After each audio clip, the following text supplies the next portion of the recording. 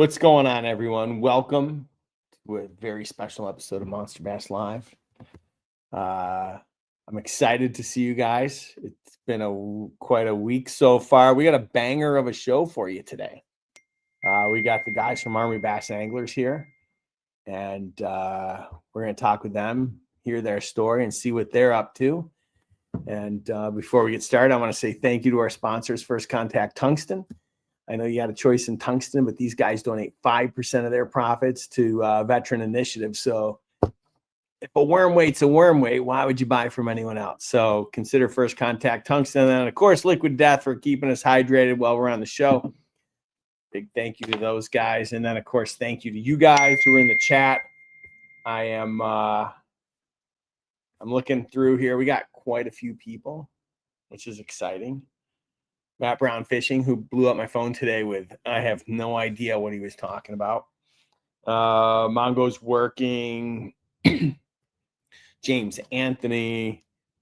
Jeremy Hickman. You and I haven't spoken in a little bit. We should get on a call for sure. Who else? Yeah, I think people are starting to file in. I'm watching the numbers slowly start to rise. So before we get to our guest today, just want to make sure everyone's aware that I'm out tomorrow.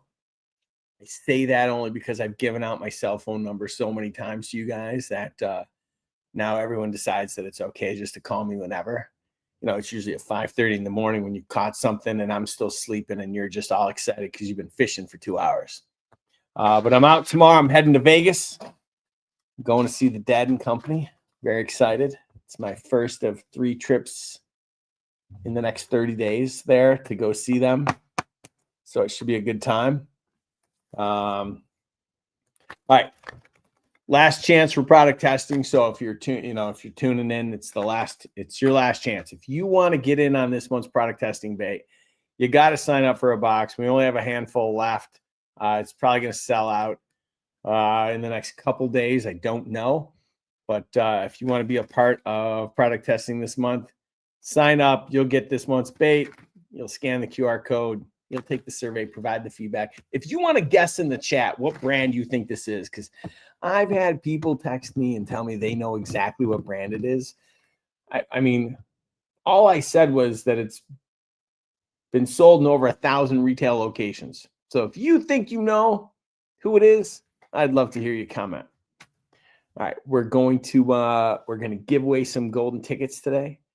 A couple of you guys scored some golden tickets. We're gonna do what we did last week, and that's I'm gonna call out 4 randoms, and then we're gonna, you guys can put your numbers in the chat when I tell you towards the end, and at that time we'll call some of your golden tickets, and hopefully we'll give you guys some stuff because I'll be honest, it was great helping me clean out my garage and get rid of all those baits that are in there because Lord knows I don't need them all. We don't need them. All right, and then last but not least, before we get started, I want everyone to know that we just secured a crankbait series for product testing that'll come out this summer.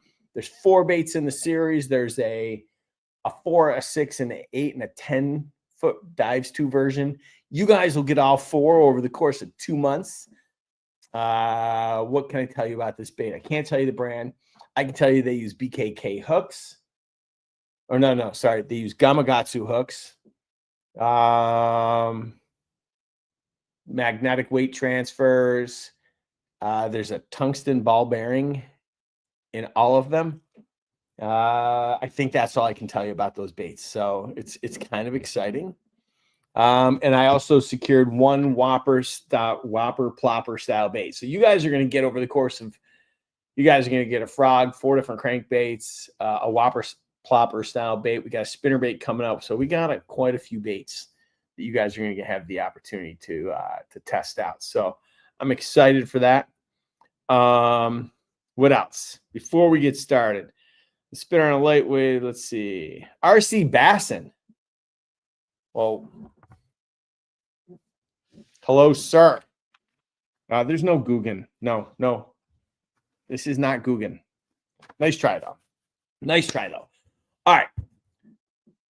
We're going to, let's get this show started, all right? So for those of you watching, before we get started, hit the thumbs up so that the algorithm thinks that you like me, or don't, and I'll just continue going to therapy. So, all right, our guests today are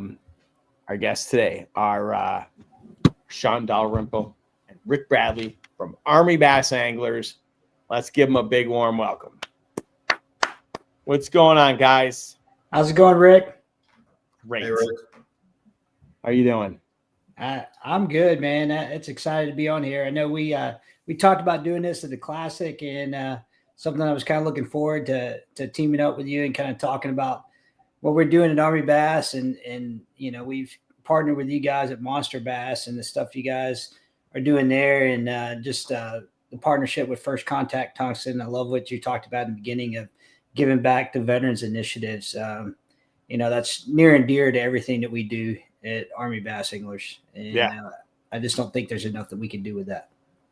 Yeah, I don't disagree with you. I don't disagree at all. So you guys were both in the military, like right out of high school? I was. Yeah. I was in college, but I went to college and was in ROTC, and so I was headed to the military as soon as I graduated college. I was a senior in college when 9/11 happened, so I knew immediately when 9/11 happened that I was going straight to combat. So you know, Rick he had a little bit different going straight out of high school. You know, most people don't know that ROTC provides like 70% of the officer corps in the United States military.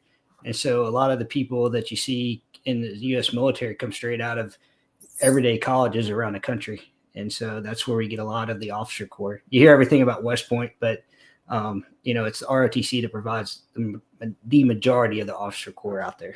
So Interesting. And Rick, you came right out of high school. Yeah, our high school. So for those of you at home, I started talking with Army Bass Anglers. They shuffled me over to someone in marketing, and I'm on the phone with this guy, and I'm like, Rick Bradley, and all of a sudden he's like, it dawns on us that I'm talking to someone I went to high school with. Yep. Like, of all the things, like, I just never expected that in the world of fishing that I'd end up on the phone with someone I went to high school with. Well, I didn't expect to be on the phone with you when it had to do with fishing, especially you. So, but no, I delayed entry. 2 years in my junior year, I signed up to go in the military after my senior year graduation. I think I had a week and a half, and then boom, I was sent to Fort Benning, Georgia at 19 years old.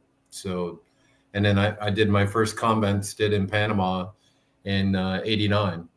So Operation Just Cause. A lot of people don't know about it, but I was there when we took out Noriega. So it was cool. Wow. So what made you enlist like right out of high school?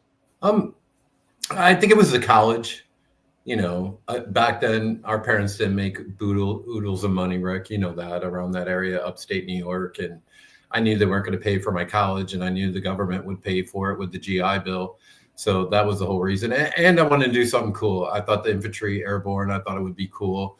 And it was at certain extents, and sometimes it wasn't that good. So, yeah.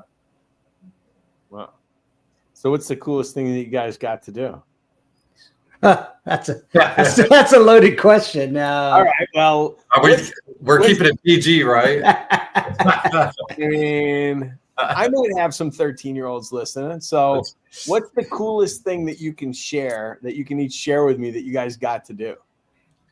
I mean, I say this all the time, Rick. Well, first of all, I'd be remiss if I didn't say that Rick and I both started our career at the same place. And I think that's what's unique about Army Bass. I started at Fort Benning, Georgia, just like Rick did, just separated years apart. But that's that airborne connection. You know, one of the coolest thing to me is to be a paratrooper in the U.S. military, and that connection all the way back to World War II, the 82nd Airborne Division.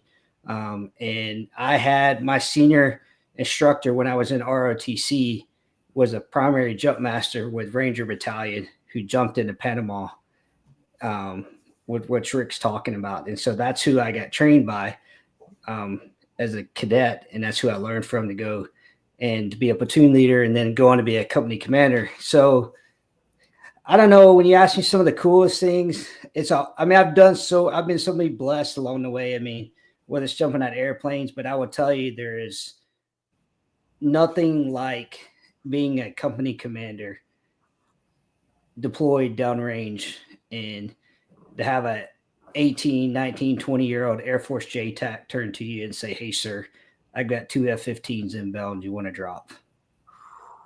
And so, you realize at that moment you have so much power at the fingertips to key that hand mic. I mean, the last thing they ask you is they say, "Hey, the aircraft are on final.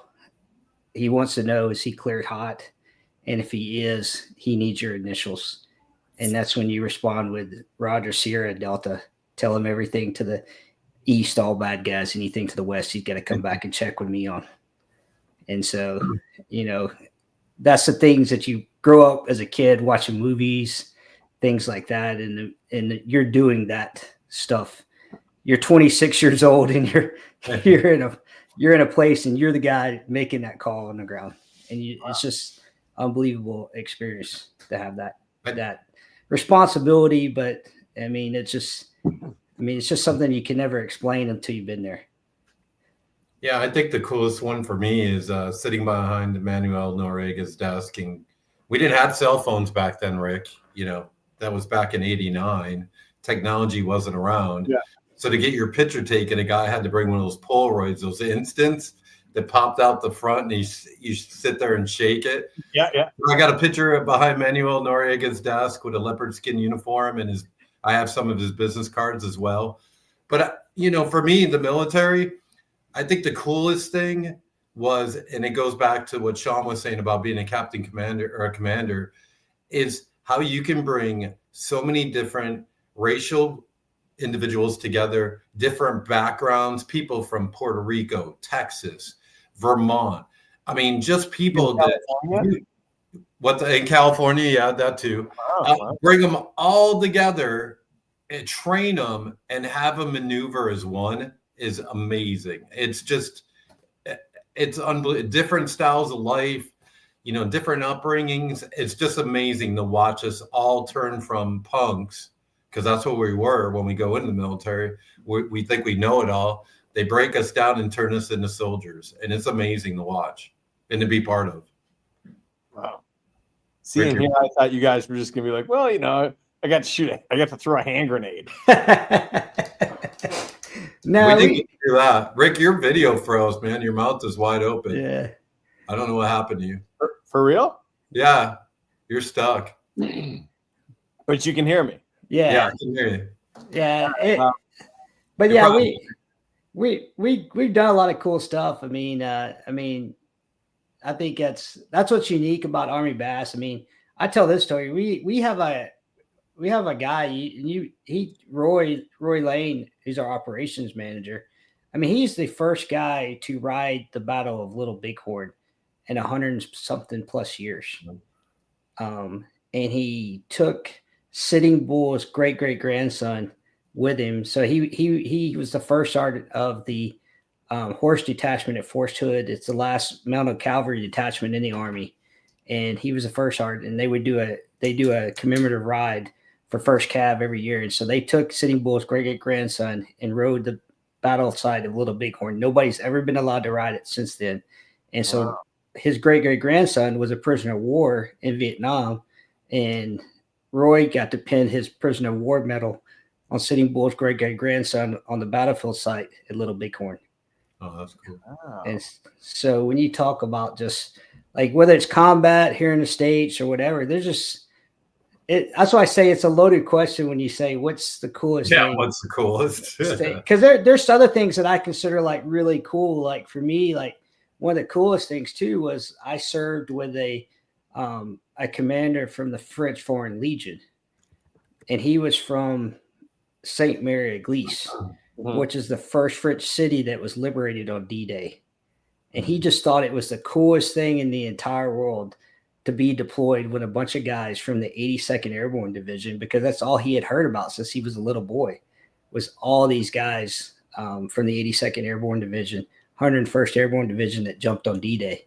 And so it just, there's experiences like that you can't really put into, you know, when you say what's the coolest thing there, we've done so many that along the way, you don't really realize it till you're out and you look back. Yeah, there's a lot of sucky times, trust me, but there's a lot of fun, cool times that we enjoy too along the way. So I have a question for Rick, and I've known Rick probably the longest since high school, got almost 40 freaking years. But so I got a question for you, Rick, a guy that I know never really fished in high school, doesn't do tournament fishing, doesn't throw money on a tournament.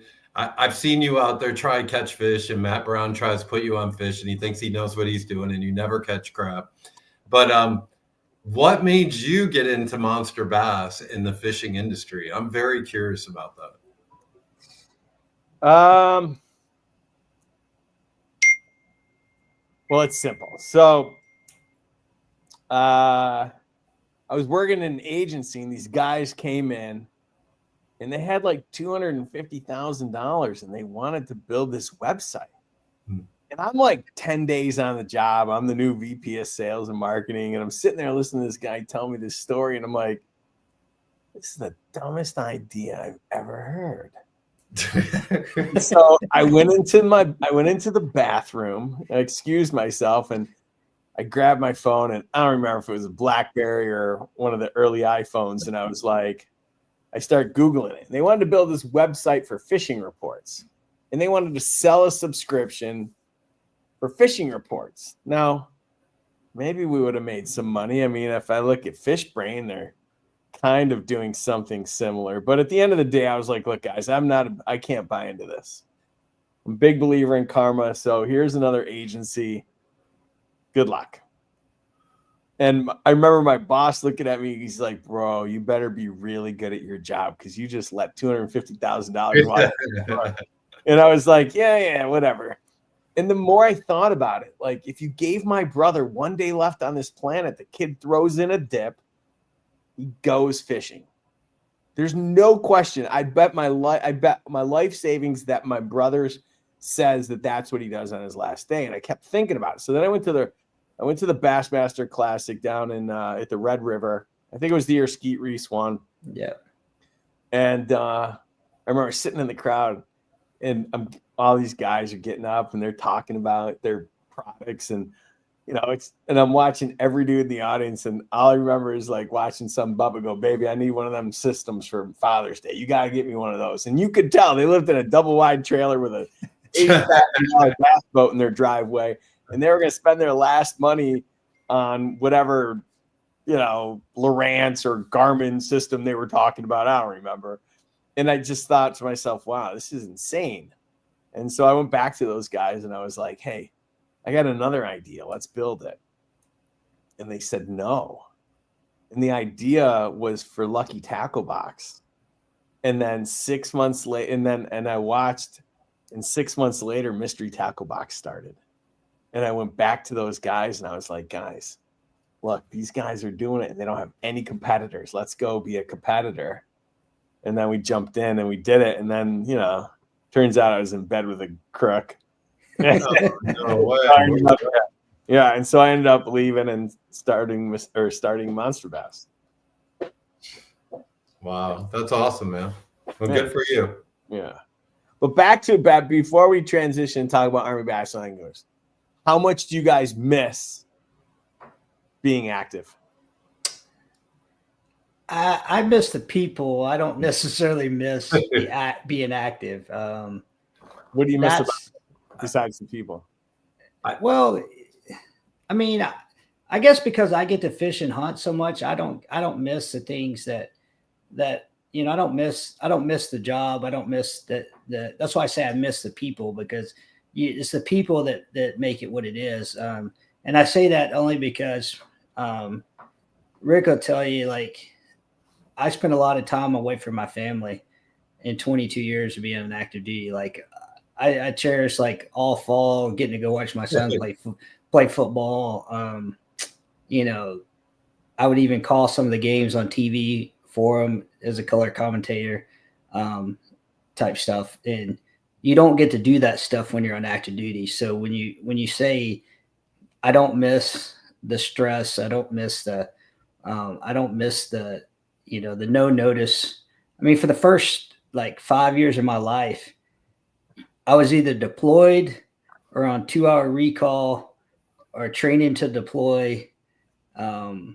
You know, even when we were at home at Fort Bragg or 101st, if you're at home, if during hurricane season, you're on 2-hour recall.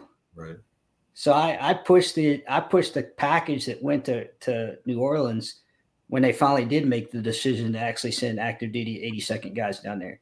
And we stood up and down like 7 times to do that. So there's all the stress that comes with that. And that part, I don't, that's why I say it's the people you miss. You hear football players, basketball players, you hear them talk about, it's the locker room, it's the people you miss.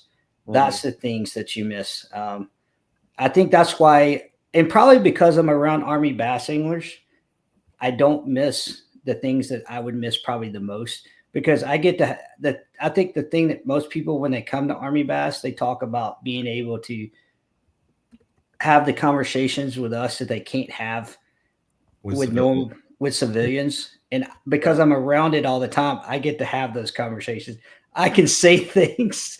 I can say things to Rick, or I can say things to any one of my guys, or they can say things to me. And like, we don't take it we don't take it personally. Like, you know, it's like, oh, that's just normal military behavior right there. We're like, you know, it's so that's why I say it's that camaraderie that you have. I mean, you know, dude, it's just, there's just so much, don't get me wrong. I enjoyed every bit of it while I was there, but I don't know if I miss any part of it. What about you, Rick?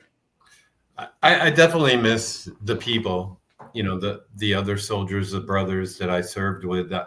I mean, when you go to a duty station, Rick, you're typically there 3 to 4 years.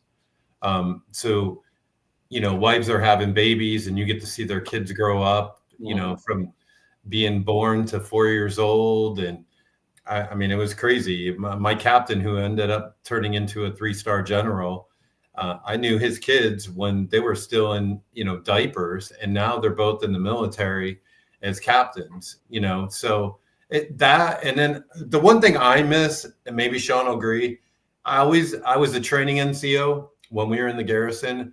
So I always knew what our schedule was Monday through Friday. I knew it 60 days out.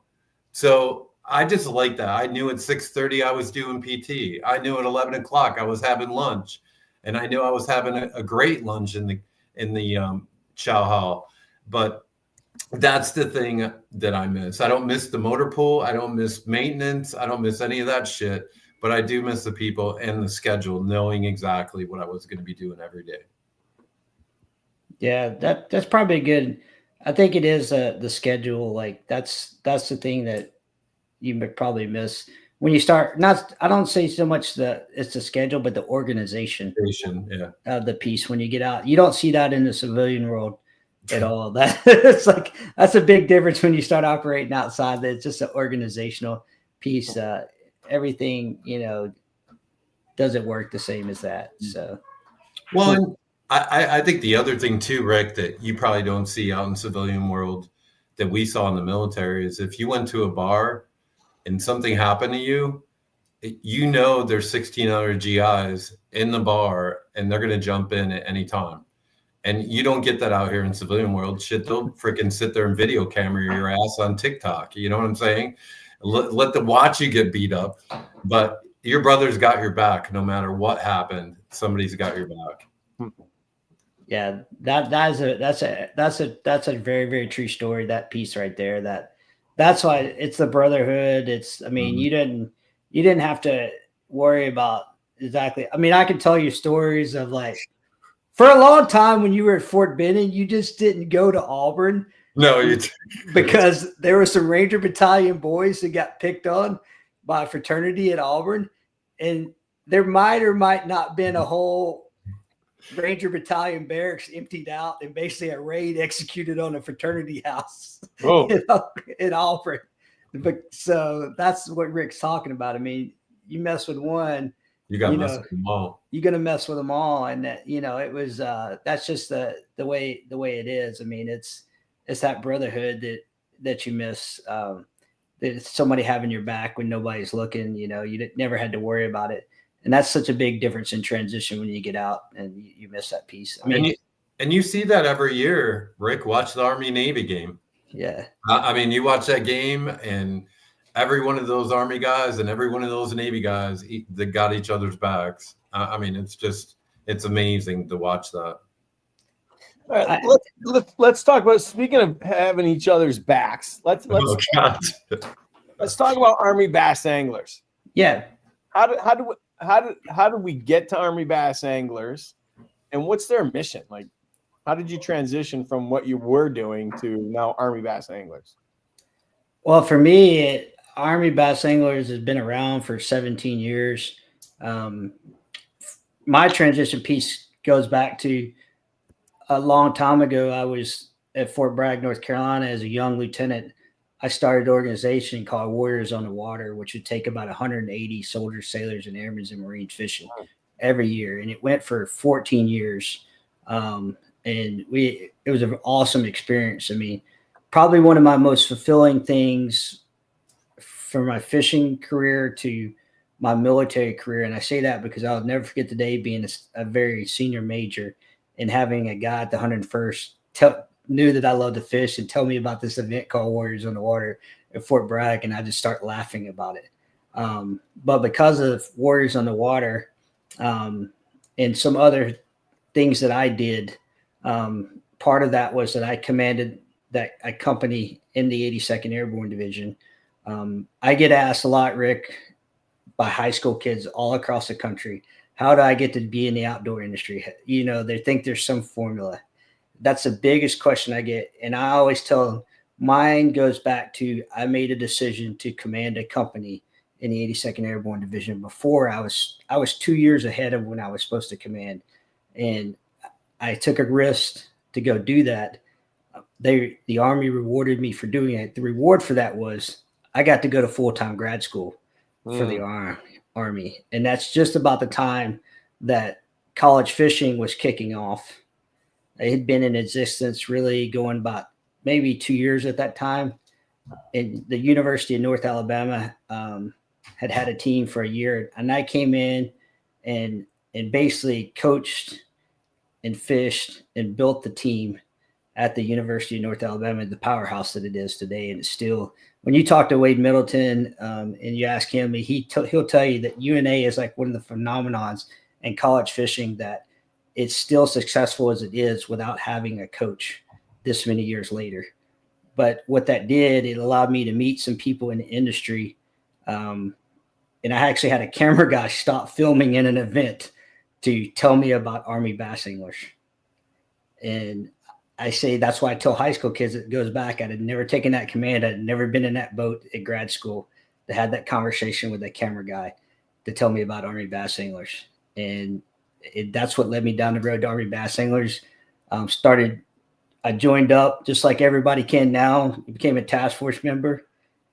You know, after a couple of years, I got invited to come be on Force on Force, and I won season 4 of Force on Force. And then I had to take a year off because of training schedule for the military. And it was so the deal was I would take a year off and come back and defend my championship. And then I won again, and I became the first ever 2-time champion of Army bass anglers. And then the process of that's when I came up on pro staff. And so I brought some of the bigger partners that we had, because I had, as I always say, when I talk to Rick will tell you, when I talk to the new pro staff guys or whatever, I always say this: it's not what Army Bass can do for you, it's what you can do for Army Bass. So when I came in, I had a partnership with Lawrence. I had some of the bigger partnerships that I had, and I was able to bring them along with me and help us grow to where we are today. And because of that, there was the opportunity presented to myself when I retired that I could buy Army Bass And since that time, we've kind of grown it in and morphed it into bigger than what it was ever intended to be. Along with, we now own Fishing for Freedom at Lake Belton outside Fort Hood, Texas, which is very similar to the event that I did at Fort Bragg, which really takes me back to my roots with the Warriors in the Water, which is very near and dear to my heart, which is taking soldiers, disabled veterans back out there fishing. Long story, but that's, really. And in a nutshell, the mission of Army Bass Anglers is? Yeah, it's the support, defend, fish piece. The support piece is the nonprofit piece that give back to our nonprofits, like Folds of Honor, my hat I got on. The defend piece is all of us have served in some shape or form or fashion. And then of course we all fish. So that's the real, when you break it down to that. And Rick, we reach out to other organizations. I mean, one of the biggest ones that I like to work with is Paralyzed Veterans of America. And we shot a show with them down at Kissimmee here in Florida. And it'll be airing here on Sportsman's Channel and the World Fishing Network. But, if you guys are out there listening and you guys have a PVA chapter in your state or your city, get involved, because they have fishing tournaments that happen yearly at each one of the states. And you can take one of these paralyzed veterans out and take them fishing for a weekend. And it's amazing. They compete on Saturday against one another. And then on Sunday, you become a team with them. And they're always looking for boaters and captains for those teams. Or maybe a PVA guy has a boat and he wants you to come along and fish with him. But highly, highly suggest doing it. I've been doing it for 7 years. I'm very involved here in Florida. Sean and I are going to go up in 2026 to Detroit. They're doing it up there, and we're going to do a show up there. But, to reach Army Bass Anglers, it's armybassanglers.com, or you can go to forceonforcetv.com. Either URL will get you to the website. If you're a veteran, active duty soldier, you want to get involved, you can go up there and sign up just like I did. 8 years ago, I signed up, and now look at me. Sean brought me on in sales and marketing, and we're bringing new sponsors on, and it's amazing. And having companies like MONSTERBASS, First Contact, Grande Bass, Lowrance, Skeeter, we got great discounts. So I highly suggest, if you're a veteran, you're bored out of your mind, you want to meet some great brothers that you left behind when you left the military, come to armybassanglers.com. I highly suggest it. And once they join, then they get behind the scenes in the website, and then they can communicate and find other members in their area and have that camaraderie that they might be looking for. Yep. Yeah. That's why I say that piece we miss that we're in the military. That's when they find it. The amazing thing is the number of people that either reconnect or they'll find people that know somebody that they know that is so connected. And then the other thing is, I can't tell you how many people that we've told them that have told us that it saved their lives. Yep.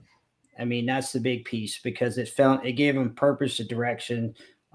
Just even the piece about supporting our nonprofits, whether the stuff we do at Folds of Honor or the PVA or any of those, that sense of purpose and direction, that's something that they've been searching for, because they've missed it since they got out of the military.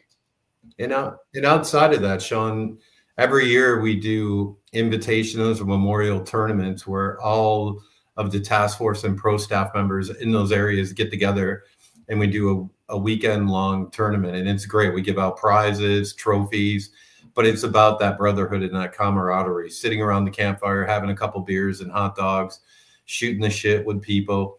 It's just unbelievable to meet those guys. And once you meet them, they're lifelong friends, just like when you were in the military. They're your battle buddy. And I've met some great guys in the organization outside of Sean, but everybody else is great. Okay. I had to say that. Yeah. So guys, if you're just tuning in right now, we've got Sean and Rick from Army Bass Anglers on, and we're talking about the amazing cause and mission that they're working toward, and we're going to open the lines in just a little bit. I'm going to let you guys call up, ask any questions that you want. We're going to call some golden tickets, so just hold tight. I know that you guys want to, throw your golden tickets in the chat. I'm going to give away. I've picked 4 numbers already. I haven't put them in the chat, but I know the 4 numbers, and then I'm going to pick 2 numbers from you guys sitting here in the audience because I want to make sure I take good care of you guys. So just be patient. Just be patient. So if you got a question for these guys, you can put it in the chat, and I'll do my best to answer it, or you can call me up on my phone. It won't be me this time, Rick. Mm-hmm. And I will do my best to answer the calls. Okay, but you guys have a lot of tournaments and a lot of events that you go to, right? Mm-hmm. Yeah, it's a lot between the expos, the tournaments, just the events we do. I mean, it varies anywhere in a year. I mean, you're looking in between 30 to 40, 50 a year, just depending on the number that we do throughout the year. Some years it's bigger, some years it may be, a little bit smaller, because some years we do longer, bigger events, week-long events. Like I said, one of our bigger events that we continue to do every year, our next big one is going to be, we've done a Skeeter's Owners tournament for, I don't know, the last 15, 16 years. And that's a huge event for us. For a partnership, but also one of the coolest things I love is that we actually take over doing the vendors dinner now, and so it's a way to give back to one of our bigger partners and to meet a lot of the people that does that. But we do a lot of different stuff. I think the other big piece of the events, Rick, I'd be remiss I'd say, is it's just the interaction we get to have with other veterans out there. I was talking earlier today on a call. One of the biggest things that Rick will tell you this is that the number of people we come in contact with throughout the country that haven't filed for the VA benefits, they're hurting in some shape, form, or fashion, right? And if we just, every show, we just touch one person with that, to me, that's worth everything that we do, because we made one person's life better that weekend. And ultimate goal is to touch as many as possible. But if I can only touch one person, that one person's worth my effort to go into that event for that weekend, because that's a big deal out there. Yeah. There was a question from someone in there. The question was, did being in the military play a part in your love for fishing, or have you guys always fished? I've always fished. I've been fishing since I can remember. But I think being good at one made me better as a military officer. This is a true story. I'll share a story about this. A good friend of mine, Kelly Kendrick, he commanded a battalion in the 101st Airborne Division, a brigade down at Fort Benning. And he he was the G3 of the 101st Airborne Division. He actually had a lieutenant mess up a raid in Afghanistan when he was a battalion commander. And he brought the kid in and he asked him what he did for fun. And he said this. The kid said, "I like to run and work out." And he goes, "Son, that's what we do for a job." He said, "I'm asking what you do for fun." And he said, "If you were like me and you fished and hunt, you wouldn't have messed up that raid." Because he said, "I practice my craft in my off time." He said, "If you can understand how fish move and things like that, you can understand how the enemy moves, and you understand how to read a map better." I always thought I was better at land nav. Rick will tell you, like, the big joke about they always talk about you can't spell loss without LT. Yeah. That's the big. I was always a better map reader because of my time on the water.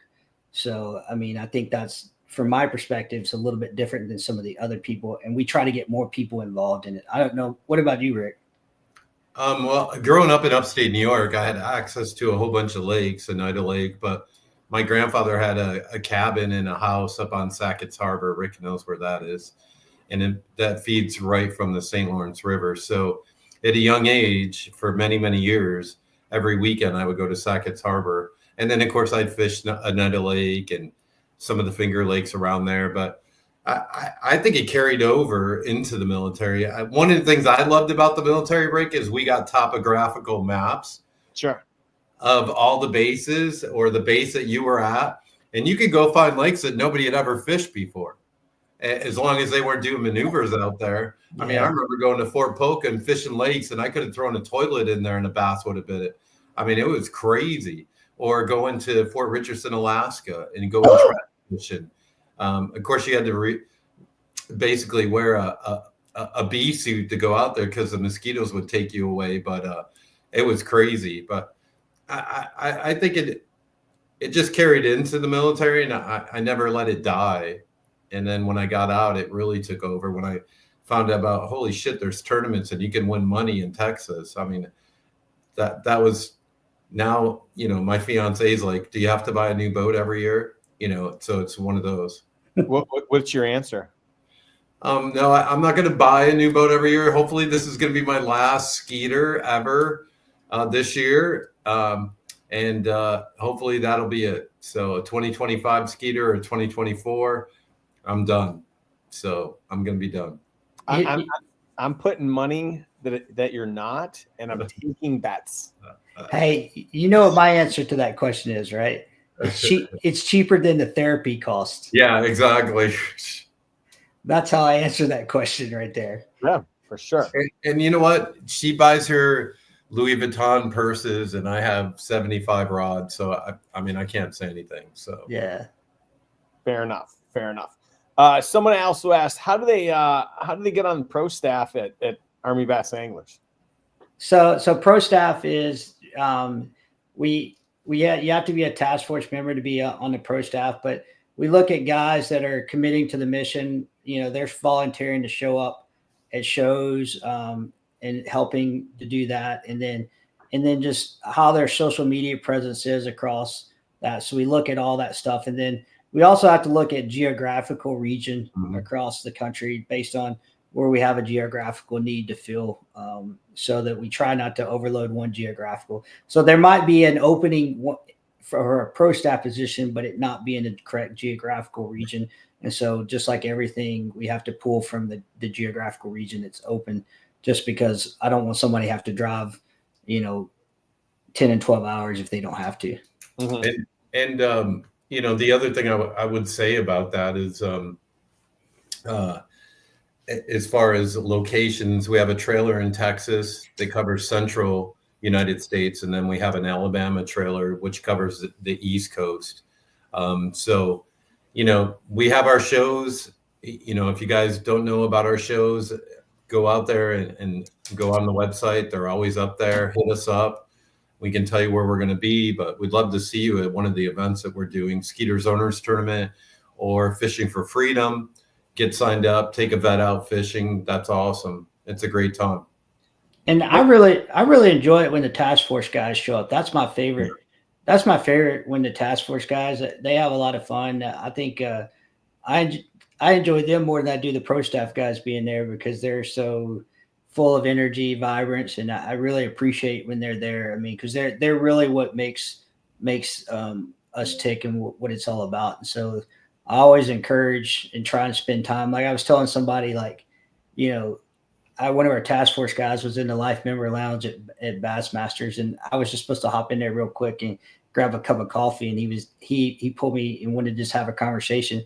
I cherish those conversations more with those guys than I do anybody else when we're at events and things like that, because that's when I really get to spend one-on-one time and spend a personal touch to it. So. And just so you guys know, some of the shows we got coming up in July, we have the Skeeter's Owners Tournament, June 11th. We got World Deer Expo in Birmingham, Alabama, middle of July, July 11th. Wait, there's a World Deer Expo? Yeah. We do everything, man. Hunting, fishing, come on. It's a big event in Birmingham, Alabama. It builds up that down there, so. We got ICAST. If you're going to ICAST, you can come see me and Sean at ICAST from July 15th to the 18th. We got the AG Pro Outdoor Blast in Emerson, Georgia in July. August, we got Buckarama in Perry, Georgia. September 18th, Fishing for Freedom at Lake Belton. And then September 5th through October 11th is the Ultimate Bass Anglers Championship in Arizona. So a lot of shows coming up, guys. I'm going to be honest with you. I just Googled to see Buckarama because I want to get a Buckarama t-shirt. I mean, it sounds like it would be amazing.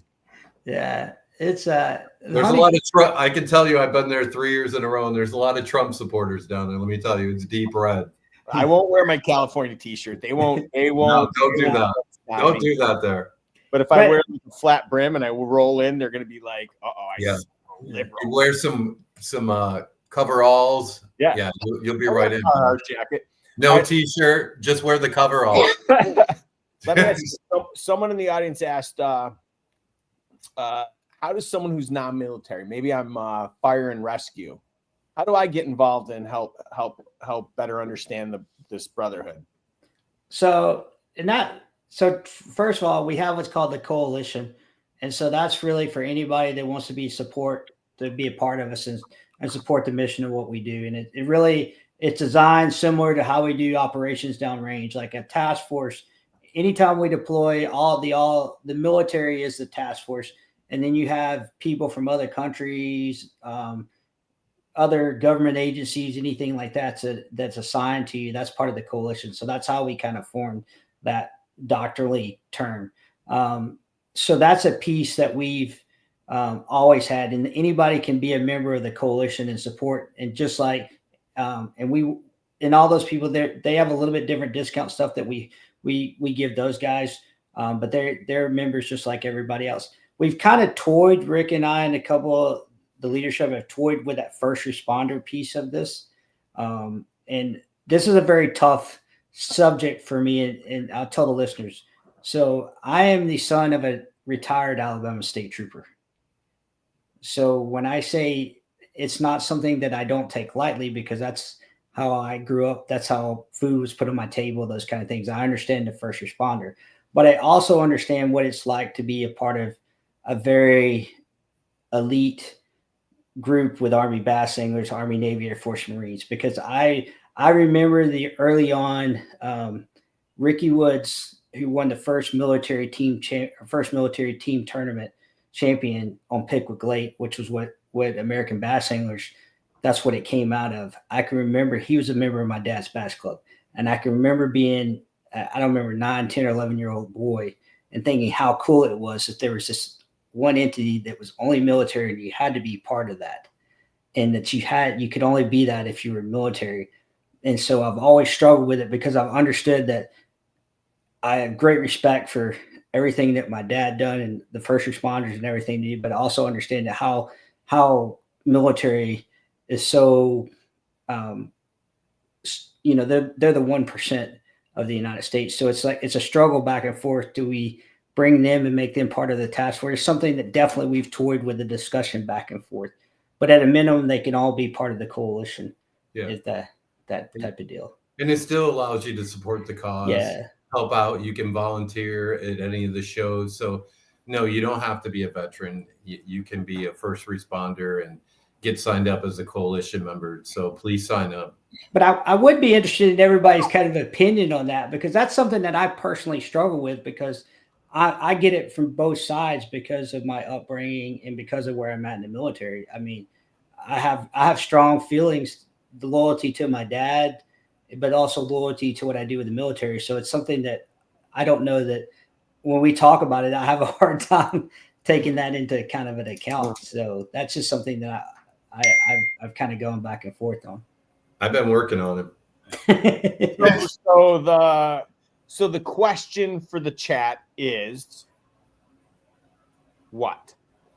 So what would be everybody's kind of opinion if we did, and if we opened it up to add first responders to the task force, and it no longer was just strictly all military, we made it military and first responder. What's everybody's kind of opinion? Does it take away from it being, because right now we've been the longest all military, particularly the TV show in the outdoor industry. I'm okay with giving that up if it serves a greater purpose, but I also don't want to alienate a lot of military because they have pride in that, but I also don't want to alienate the first responders in that. So how does the military guys feel about opening up to first responders, and how does the first responders feel like coming in to being part of a military organization? Let me ask you this question then. Well, we asked the crowd. How does Army bass anglers and, let's say, is Navy bass anglers, how do they differ? They're not. They're still military. So I mean, Navy, Army, Navy, Air Force, Marine. We're all cut from. We're all military. So it's all the same. I say this all the time. Like, I got Navy guys. I got Marine guys. You know, you got Coast Guard.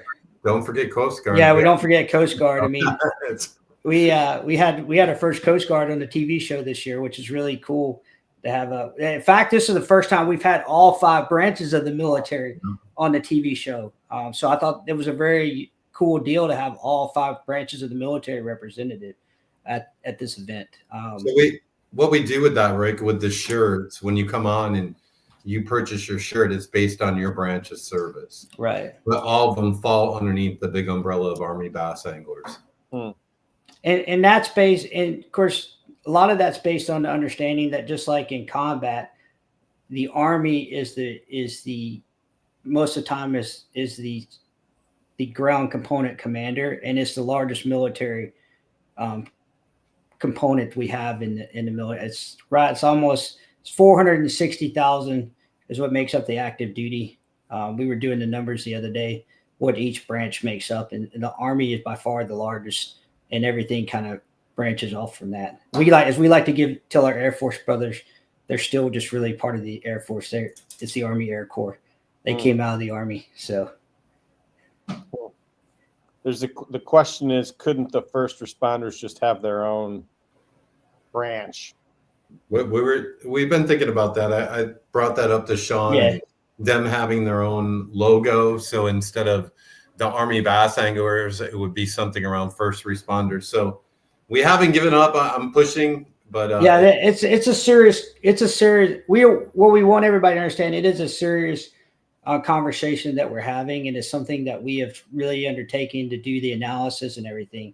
And I think that exactly what they're asking about right there. That if we do it, that's the path that we're looking to go down right there as part of that. I just, from personal reasons, I got to make sure that I take my own personal opinion out of it to make sure I do what's best for everybody in there. Because, sometimes you get an impression that when you're 9, 10, 11 years old, you don't want it to, I don't want it to influence something that we're doing now. Because, well, I think it would be cool for future shows where we might have Army Bass Anglers competing against Army first responders, first responders. Yeah. I mean, that would be super cool. Well, trust me, because they do first responders, I say this all the time because I lived it through it every day of my life growing up. Every day my dad walked out the door, that might have been his last day. Yep. Sure. And so when you're in the military, you only deal with, I hate to say this, but a lot of times we only deal with that when we're deployed, right? You only Unless think you drink a lot. Yeah. But you only have that mindset when you're deployed. When law enforcement or any of those guys, they walk out the door every single day. They deploy every day. They deploy every single day. They go through the same things. It's a very similar brotherhood. It's very similar. All the things that we struggle with, the things that they do. There's a lot of similarities to all that. So I totally 100% recognize how a fit to it would be in that. And so that's why I look at it is how do we integrate it with alienating? Yeah. Without alienating what we got with the military guys. Because I know military guys can be kind of egotistic and arrogant sometimes. And I mean, hence I am one of them. I mean, trust me, just ask a paratrooper. He'll tell you there's nothing like a paratrooper out there. He'll tell you that. So, well, and the cool thing, you sign up, you get every year when you renew him. Hopefully, we're going to go to yearly subscriptions this coming year. You get a Monster Bass box as part of your welcome to Army Bass Anglers every year. And we're really excited about that and the partnership with Monster Bass. Rick's really come on board and helped out not only just Army bass anglers, but Paralyzed Veterans of America. He gave those guys, tackle for their fishing tournament, and it was amazing. Wiley X as well. So we have some great partnerships that you guys can take advantage of as far as the discounts go. I've been working my butt off, bringing on new partners and sponsors for Army bass anglers. So like Rick and his companies, and oh gosh, I can't even, Phoenix Flashlights, FX Custom Rods, iRods. We got tons of them. So you guys get to take advantage of those discounts that we have with the organization that are just for Army bass anglers. Yeah. Amazing. Amazing. All right, guys. For those of you that are throwing the numbers in the chat, I see you. I just want to see you. I'm going to call 2 golden tickets right now. So get your numbers ready. You know the routine. Everybody's got a box. Inside your box is an individually numbered golden ticket. I've got mine right here. Or somebody stole it. Ticket. Somebody stole it. Oh, there's mine. There's my golden ticket. And if I call your number, you're going to be part of the solution. And the solution is finding a way to get my car into the garage. And so last week we gave out 2 golden ticket packages, and hopefully today we're going to call it some more. So first things first, calling 2 golden ticket numbers, 16. Oh, for Jiminy Christmas.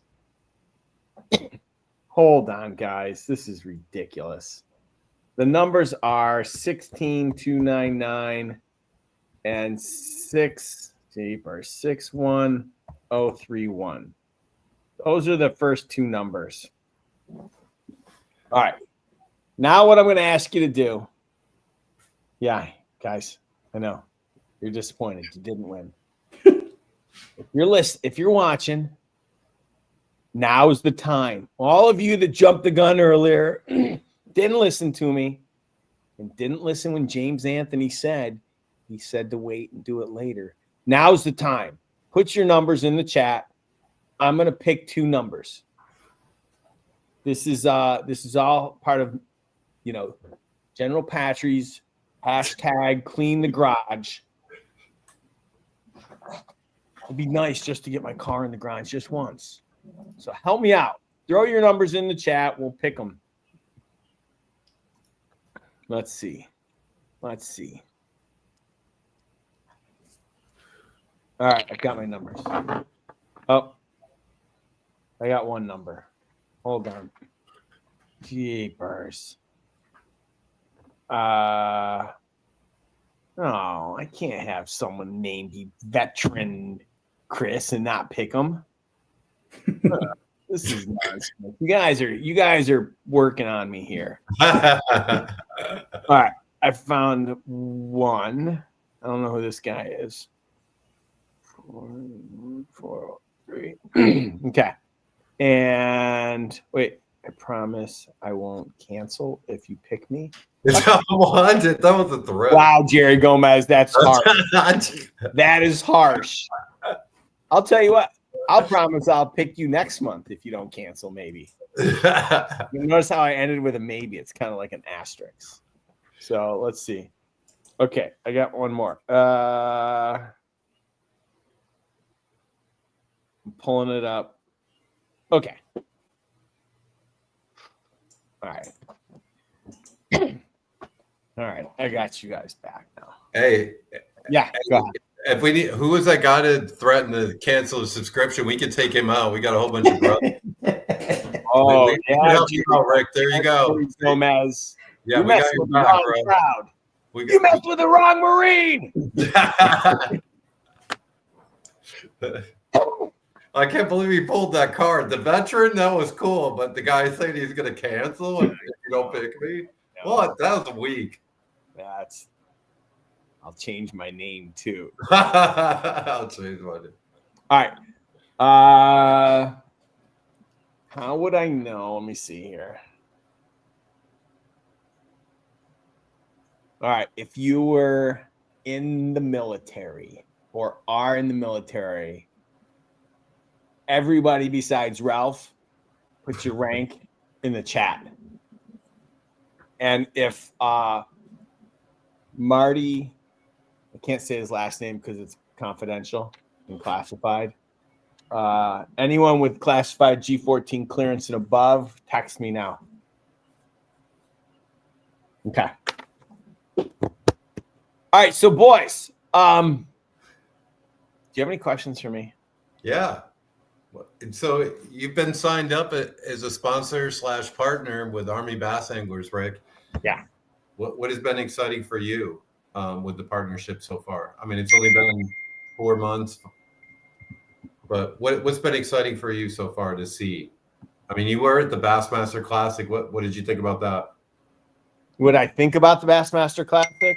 Well, I mean, seeing us and meeting us and seeing what was going on there. I mean, the tackle boxes were selling. Hey, I'm telling everybody right now, this is a PSA, public service announcement. If you don't have Monster Bass tackle boxes at 3700s, you better freaking order some because they freaking sell out, and you're going to save money from Plano at $40 a box, and you can get them for $17. I'm telling you. I've got good news, boys. What? I may have worked a deal, and I might drop the price. Oh, nice. Nice. They're awesome. Hey, these boxes do not open like Plano boxes. You cannot pull it out of your boat and have all your lures dump on your front deck. They are and they're sealed. They got water dampening. Get some of those Monster Bass. We sell out. How many did we have, Sean, at Bass? 125? We sold out. Well, we had 125. Didn't realize there was another 25 in the trailer. I was so mad when we got to the next show. I was like, where was that box sitting at? Because we could have sold that box. And Rick sold all his, right, Rick? You sold all. I didn't sell any. I'll be honest. T-Rex sold them off. You need a salesman. Here's the secret. They walk by, and he's like, "Hey, folks, do you need reliable tackle storage?" And he bangs on it, and he puts it in your hand, and then he stands there. And once it's in their hand, it's like those guys with the CDs out walking down the street. I don't even own a CD player, and they convince me to buy the CDs. Yeah, T-Rex can sell anything. That's why he's a pit boss. Yeah, that's funny. Yeah. No, So, you didn't answer my question. Your question. It was really good to like actually finally meet everybody. It was good to actually see you. Because it's been a long time. And you can definitely feel the camaraderie amongst all the members that are in your booth. There's no question about that. And we were selling Grande Bass and first contact. I don't care about the selling. I mean, that's a bonus. But like, look, at the end of the day, I vibe with your organization for a couple reasons, because I'm grateful every day. Like, I don't take for granted the freedom that I have to walk out my front door and go fishing. Yep. I don't take for granted. There's not a day that goes by, and I've said this before on the show, there's not a day that goes by that I am not grateful for the sacrifice and the service that you guys and your families gave so that I can sit here and have this stupid show. And for the freedoms that I have every single day. I don't take it for granted, and I never will. And there's two things that I've always wanted to, if I have a platform, there's two things that I've always wanted to take care of. And that's those that have served, and that's across everything. First responders, military, those that do serve, and then kids. Because I think that the future of this world, you know, there's a lot of stress being put on kids today with these, you know. I look at my son, and I look at like his high school experience. I look at mine. I'm like, wow, mine was way better. we don't really. That's a true story. I mean, the things that we take for granted, like my boys, like love looking at like my high school like newspaper clippings, right? Yeah. They don't get to experience like opening it, go like on a Friday after a football game, like or a baseball game or basketball game, like everything's so instantly on the internet. Like they think it's like the coolest thing in the world to like. We didn't have everything instant. They think to get a newspaper clipping like that, they love looking at that stuff because their lives are so complicated now. Exactly what you said, Rick. I think with kids, it's like amazing. I mean, I remember growing up and you had to remember freaking people's phone numbers in your head. Yeah. I mean, you didn't have a contacts on your iPhone. You know, we had to remember we had pay phones back then. It was a nickel to make a phone call. You know, we had malls back then, and that's where we hung out, was the Pencam Mall. And everybody hung out there at the clock and went and watched movies and had a slice of pizza for $1 at Saparo's or something like that. Pavones, come on. Yeah, that too. Pavones, you're right. Sorry. We had service merchandise back then where you order some shit and it comes down a conveyor belt and they call. I mean, what the hell was that? Yeah. Yeah. Oh, Jeremy Gomez, we know you were joking, bro. Don't worry. He's all scared. Dude, but Daniels did say they save. And if I remember in the chat, he also said he's fishing the Fishing for Freedom tournament and working your booth. Who is that, Daniel? Yeah. Is that Trulio? Thought I saw something in the chat. Yeah, I think it's probably it's probably Danny. Danny. Concalo? Yeah, Danny Concalo. Oh yeah. Yeah. He's awesome. He's one of our awesome task force guys. He was on Force on Force. Yeah. And he's a good cook, by the way. That's the other thing. Yeah, like anytime Danny volunteers to come as a task force member to show up at the expo, he's always welcome because I know he's going to come cook. He did a great job picking up Hungry Howie's Pizza when we were in Kissimmee every day for lunch. He did a great job with that too. So. Well, listen, if you guys ever want to invite me to an event, I would be happy to do all the cooking. You laugh, but it's my secret passion. Like if I could do anything, I would just make cooking videos.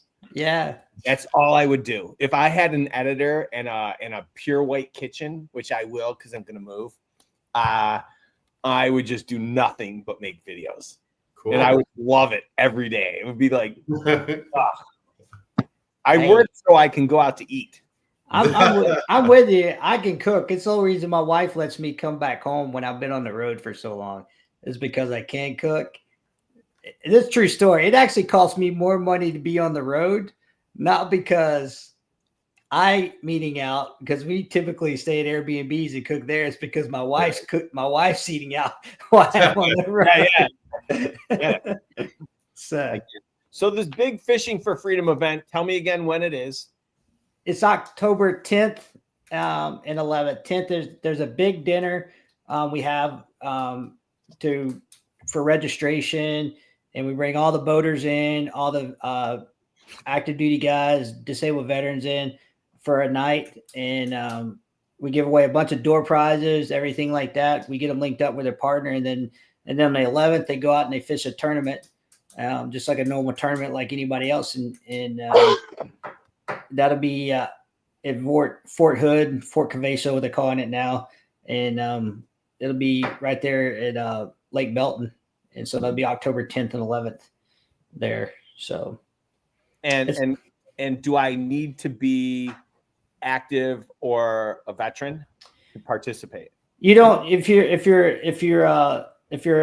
for a boater, you don't have to be active or a veteran to participate. That's how we get all the volunteers to be a boater. They volunteers are all civilian. Some of them, we do have a lot though that do volunteer to be boaters that are military guys and veterans too. But I think what's really cool is like I love hearing the guys that are civilians that volunteer as boaters, their stories after they spend a day on the water and some of the friendships that develop from that. That's it's so cool. Sometimes it does as much for the civilian taking the veteran out as it does taking the veteran out. Just that connection is really, really cool in that. That's why I say Fishing for Freedom is so near and dear because it's how I started in all this with Warriors on the Water. And it's such a way to give back, getting soldiers out there. And like I said, so we need everybody to be involved with that. And we'll have giveaways. We'll have baskets we'll be raffling off. We're going to have all kinds of stuff there that you guys have the potential of winning. Of course, there's door gifts as well for help volunteering and being part of it. So definitely get signed up. Right on. All right. So we got someone in the chat.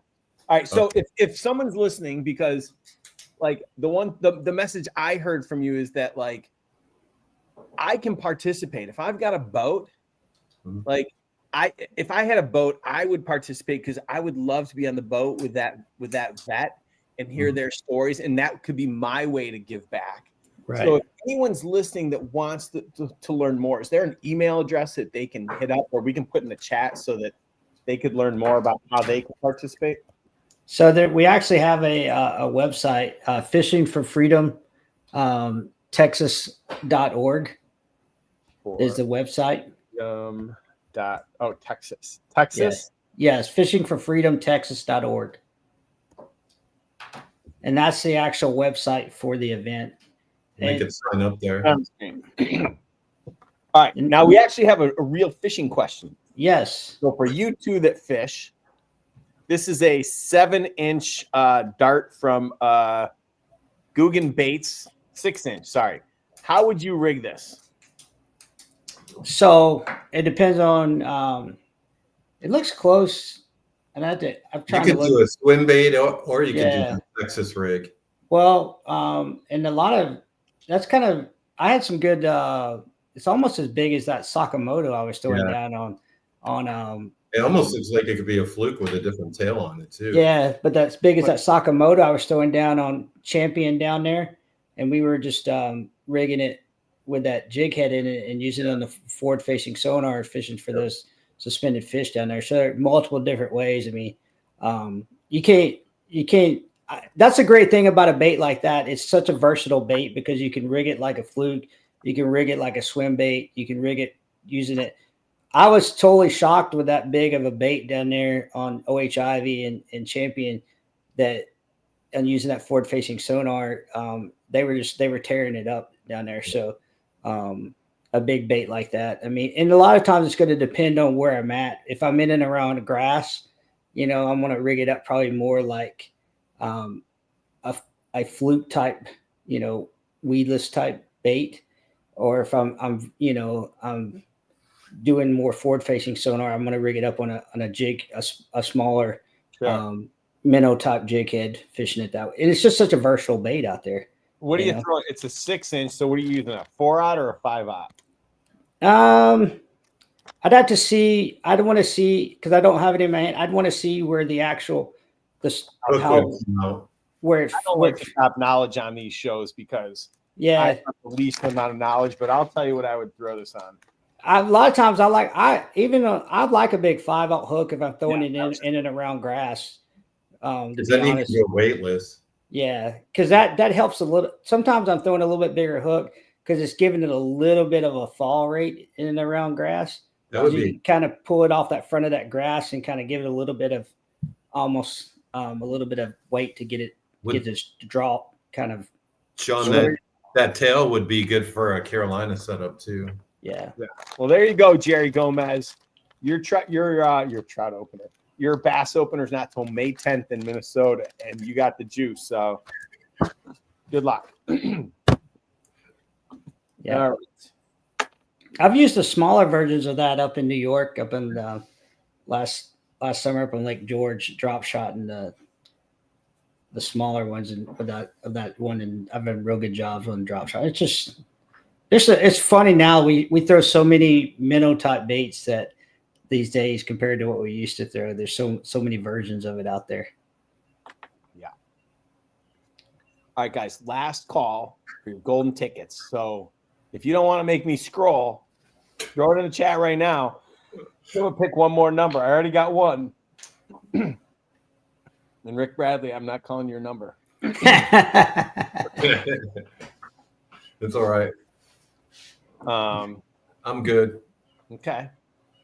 Well, guys, it's where can they find you guys on social?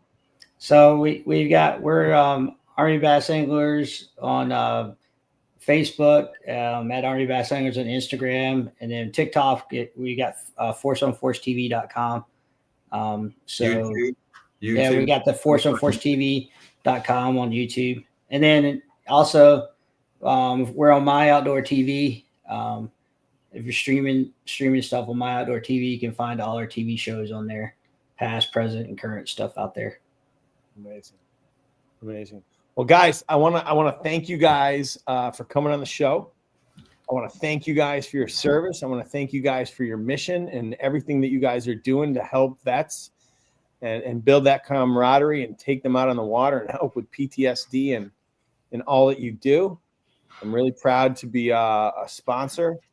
And I want to thank you guys for coming on the show so much. And for, I know that I speak for everyone in the chat because there's a lot of vets in the Monster Bass community. And That's awesome. so on behalf of them, I just want to say thank you to you guys. So, well, thanks, Rick. Hey, we appreciate Rick, and we appreciate having us on there and letting us share the mission, because like I said, if we just touch one person, it's worth everything we do, and that's the goal. One person at a time. Yeah. So, well, you guys are doing a great job. And so just thank you guys so much. Really appreciate you guys. Appreciate it. Thank you. Thanks for having us on. Yeah. Thank you guys. Appreciate it. All right. Bye, guys. Bye. All right. Well, there you guys go. I mean, two great guys serve their country and continue to serve their country. And if I encourage you all to check out Army Bass Anglers, I encourage you guys to check out Fishing for Freedom. And if you've got a boat and you just want to go down there and be a part of it and help out, I encourage you guys to check out the website. It's on the screen. And if you guys have any questions and can't get a hold of them, email me at rick@monsterbass.com and I'll make sure that I forward it to them. You guys know I'm super grateful for this community and all that you guys do. And so the same holds true for all you guys in the chat that have served. Not a day goes by that I'm not grateful for the sacrifices that you and your families made, because let's be clear, your families made sacrifices too. And I'm really grateful for all you guys. All right, I got one more number. Let's see here. Where was it? There it is. All right, you guys ready? The final two golden ticket numbers, and don't hate me. You ready? I'm going to put them in the chat right now. 1403 and 13996. All right, when I call these numbers, I need you, if it's yours, take a picture of the ticket and your pretty face. Email me at rick@monsterbass.com. I need your address. I need your full name, your address, and your cell phone number in case there's a problem shipping. I'm going to put something together. Oh, put your Instagram handle if you got one, because I'm going to film a video of me cleaning out my garage. And we're going to do this. So today's final two golden ticket numbers are 414. Oh, wait, shoot. No. God darn it. Hold on. I put the wrong number. There is no golden ticket number with 400,000 on it. I'm such a fool. All right, here they are. 41403 and 13996. Congratulations. You guys are helping to be part of the solution and cleaning my garage. I've got some great guests lined up for you guys in the next couple shows. I'm going to have the son of that has taken over making all the baits at X Zone, Zach Van Ryn, on the show. I'm going to have all three brothers from Three Brothers Baits on the show. And I'm lining up. I got two more. I'm lining up the guests. and we are going to learn about how they pour baits. We're going to talk about what makes their baits special, and we're going to learn a little bit because, you know, I'm really proud of the brands that, you know, sponsor us. And so we're going to get them on here and we're going to talk about it. If you're just tuning in, you missed a heck of a show. If you're not signed up at Grande Bass, we're doing a pre-sale on the new Kickback Shad. It's a paddle tail swim bait, 8 new colors. It's your chance to get them before I ship them all to Tackle Warehouse and all of the 100+ supply, you know, retailers that carry Grande Bass. So if you want them, pre-sale today. There's a survey. You'll get $5, and you can put it towards an order. And what else? I'm leaving tomorrow. I'm going to Vegas. Can't wait. I'm going to go see the Dead and Company. If you're not a Deadhead, I get it. However, I took my son last year, and he's like, I don't know any of their songs. And he went, and now he's got a poster in his dorm. He loved it so much because it's like, you know, it's 18,000 people. Yes, most of them, some of them are on extracurricular activities. And it's the most fun time ever because it's just a lot of love. And if you ever get a chance to go to the Sphere, go to the Sphere. Let's just see. Let's see. Chats. There's one of last week's winners, Gerald Eaton. Hope your package was shipped, so I hope you get it. Rafi will be back. I'm sure Chris will be back. We'll have them on as guests. How do we know if we won the giveaway? The numbers are on the screen. 41403-13996. Check it out. Oki Outdoor Ventures. Good to see you. Like I said, great show, you guys. I'll be back next week. I'm not sure if it's Zach from X Zone, but in 2 weeks, we're going to have the 3 brothers from 3 Brothers Fishing, and it's going to be great. If you pre-order them today, they're going to ship within 30 days. They're already being poured. It's just how quickly can they bag, or they're not going to bag them. They're all going to be trayed. I'm moving Grande Bass to all trays because I think it presents better, and I think it keeps the integrity of the shape of the bait better. And they're going to come in a tray. So there you have it. I'll answer any other questions, but Ralph, thank you for your service. Good to see you, sir. And who else is in here? Matt Brown, thank you. Mongo Fishing, thank you. And to everyone else that served, thank you. And yeah, send me pictures, send me whatever you guys want. I'm going to see you guys next week. And like I said, if you want to get in on product testing, it's your last chance for this month's box. If you product test and you fill out the QR code, we'll have your name. And when this bait actually comes to market, you'll know the brand. You'll have an opportunity to get it first. And it's good stuff. So where's my favorite place in upstate fish? Well, I grew up on Oneida Lake. Lake George is amazing. The St. Lawrence is amazing. I love all those different places. I'd love to fish with all you guys. So I think if I fish with anybody first, I have to tell you it's got to be T-Rex, because if I don't, I feel like I will have disrespected a very important person. And so I'm going to fish with him first. And so there you go. I think that's it. I'm not frozen. I'm just joking. So I love you guys. Thank you guys so much.